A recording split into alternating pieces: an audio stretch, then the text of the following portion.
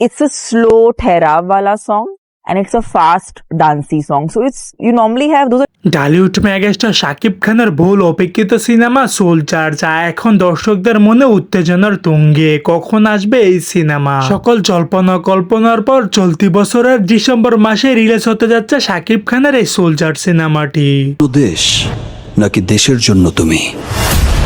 সবচেয়ে চমকে যাওয়ার মতো খবর হলো এই সিনেমাটি দেশত্ব নিয়ে তৈরি করা, কিন্তু এই সিনেমার মধ্যে একটি জমকালো আইটেম গান থাকবে এমনটাই জানা গেছে গোপন সূত্রে। আর সেই আইটেম গানের মধ্যে থাকবেন দক্ষিণী জনপ্রিয় অভিনেত্রী গ্ল্যামার্স কুইন নায়িকা তামান্না ভাটিয়া। হ্যাঁ দর্শক, অবিশ্বাস্য হলো এটাই সত্যি।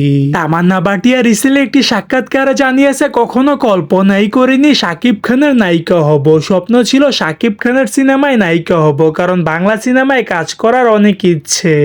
সো দর্শক, আজকের এই ভিডিওটি এই পর্যন্তই। যদি ভিডিওটি ভালো লেগে থাকে তাহলে ভিডিওতে একটি লাইক, একটি কমেন্ট আর অবশ্যই চ্যানেলটি সাবস্ক্রাইব করতে ভুলবেন না।